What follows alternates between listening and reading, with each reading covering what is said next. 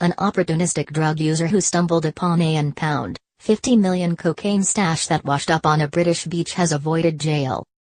Julian Underhill helped himself to some of the 794 pounds, 360 kilograms, of drugs that washed up in holdalls on beaches in Norfolk and then bragged to friends that he had found Willy Wonka's golden ticket.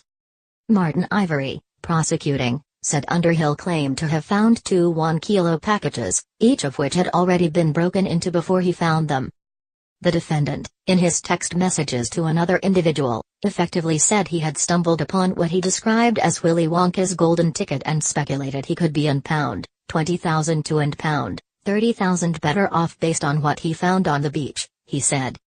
After the cocaine was found at Caister-on-Sea and Hopton-on-Sea in February, the National Crime Agency said the loss of the drugs would represent a major blow to the organized criminals involved.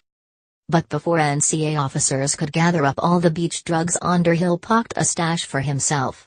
Police went to his home on March 3 and seized his find. Norwich Crown Court heard Underhill used some of the cocaine himself, supplied some to others and was also found to have £1, 5,000 of cannabis in a safe. The 34-year-old admitted at an earlier hearing to being concerned in the supply and possession of cocaine, and being concerned in the supply and possession of cannabis. Judge Maureen Bacon QC sentenced Underhill to 2 years in prison, suspended for 2 years, and ordered him to take part in a drug rehabilitation program.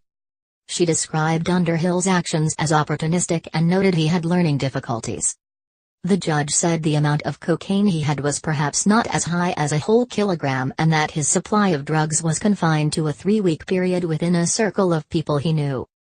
Andrew Oliver, mitigating, said Underhill, was a low-level cannabis supplier and bragged about his find in text messages to a female friend. In one, he said loose lips sink ships, but word still got out about Underhill's find. He started to receive requests for cocaine, Mr. Oliver said.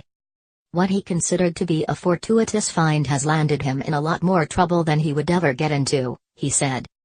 He described Underhill as a somewhat pathetic and heavy user of cannabis and crack cocaine who happened upon an undetermined quantity of cocaine and supplied some of it and consumed some of it.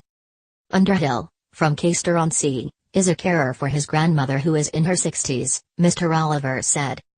The defendant, who wore an unironed brown shirt and had his hair slicked into a side parting, said thank you to the judge as he was spared jail.